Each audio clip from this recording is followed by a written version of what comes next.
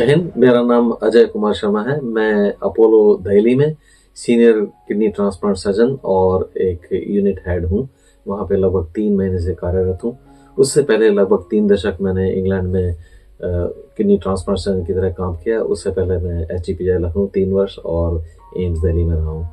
तो मैं यहाँ पर आपसे बात करना चाहूँगा कि ऑर्गन डोनेशन यानी कि अंग दान क्यों इतना आवश्यक है, लोगों की जानकारी क्यों इतनी कम है और उत्तर भारत में क्यों इतने सारे लोग किडनी, हार्ट, लंग इनके फेल होने के कारण उनकी जान चली जाती है और कैसे उनको बचाया जा सकता है। तो इस जानकारी के लिए बुलाने के लिए मैं धन्यवाद करूंगा रेडियो KGMU गूंज का कि आपने मुझे इसके लिए आमंत्रित किया और मैं इसको आपको कुछ बहुत अत्यंत महत्वपूर्ण सूचना देना चाहूँगा। उत्तर भारत में अंगदान बहुत कम है।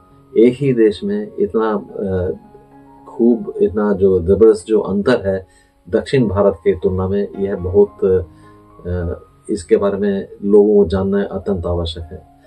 इसका कारण यह हो सकता है कि उत्तर भारत में कि एक तो लोगों को इस बारे में सूचना ना हो और कुछ को लगता है कि अच्छा मेरे धर्म के जो ज्ञाता हैं, जो मेरे धर्म के जो सीनियर लोग हैं वो कहेंगे अरे ये क्या कर दिया, अगले जन्म में क्या होगा, यह हमारे धर्म में इसका आज्ञा नहीं है। मैं आपको पूरे कॉन्फिडेंस के साथ, पूरे समझ के साथ मैं ये कह सकता हूँ किसी भी धर्म में, ना हिंदू, ना इस्लाम, ना सिख या ईसाई धर्म में इसकी मनाही है।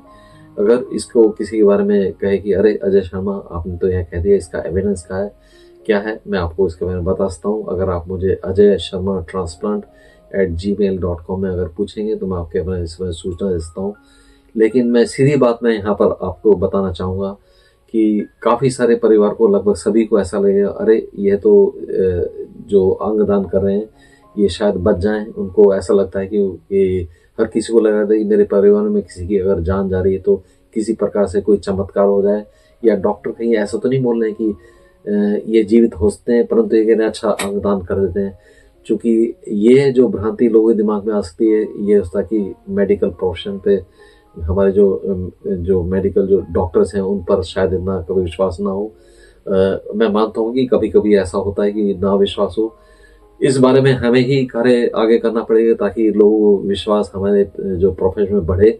और इसका एक ही तरीका है वार्तालाप, डिस्कशन, मीटिंग्स, इसके बारे में कसते हैं और कहाँ से सूचना मिल से इसके बारे में बता सकते हैं। तो ये जो भ्रांति है, एक तो ये कि धर्म में ना अलाउड हो, अगले जन्म में क्या होगा, अंग के बिना जन्म लेंगे, यह भी है। तो ये सब भ्रांतियाँ हैं, ये मिथ्या हैं। और दूसरा यह है कि जो डॉक्टरों में, मेडिकल प्रोफेशन में कॉन्फिडेंस, यह तो समय बदलते बदलते ही बढ़ेगा। और तीसरा है कि जो लोग अंग दान कर रहे हैं उनके शरीर को क्या होगा, कि क्या हम उसको रेस्पेक्टफुल यानी कि उसको सम्मान के साथ ऑपरेशन करें। मैं बता सकता हूँ कि अंग दान का जो ऑपरेशन है वो पूरे सम्मान के साथ किया जाता है और पूरा यह ख्याल रखा जाता है कि किसी को देखने बुरा ना लगे कि कोई अंग ऐसा निकला है। अगर किसी ने आँख का भी दान किया है तो जो आई सर्जन जो है वो आँखों का जो दान करते हैं वो उसकी जगह पर ऐसी आर्टिफिशियल आई रखते हैं ताकि किसी को बुरा ना लगे कि जो देहांत के बाद में उनका जो शव है बुरा लगे। परंतु सबसे बड़ा यह कारण यह है कि लोगों को ये डर लगा रहता है कि अगर हम अंगदान करें तो हो सकता है यह डॉक्टरों ने निर्णय जो लिया है वो शायद सही ना हो। इसके का एक ही तरह का हम लोग बात करें, मिलें, वार्तालाप करें, डिस्कशन करें, उसी का ही यही एक इलाज है। तो अंत में ये कहूँगा कि एक ही देश में 2 अलग अलग प्रकार का जो तरीका है। लोगों की जानकारी दक्षिण भारत में इतनी अच्छी है कि वहाँ पर अंगदान के कमी के कारण लोग किडनी फेलियर या लिवर फेलियर या हार्ट फेलियर के कारण मर जाएं, उसकी संभावना काफ़ी कम है।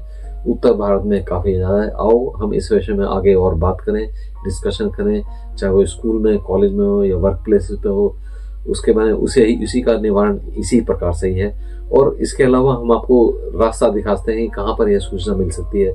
आजकल इंटरनेट पर और जो यूट्यूब पर भी ऐसी बहुत सारी सूचनाएं हैं, परंतु सामने सामने मिलकर डिस्कशन करने से ऐसे लोगों की ट्रेनिंग के अलावा कोई और अच्छा तरीका नहीं है ताकि इस समस्या का निवारण हो सके कि लोग बिना अंग के मिले चले जाएं।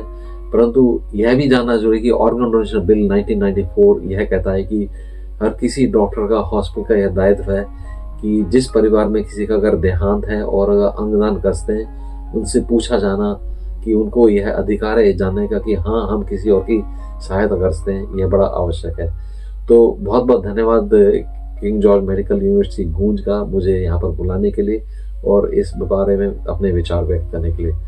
धन्यवाद। जय हिंद।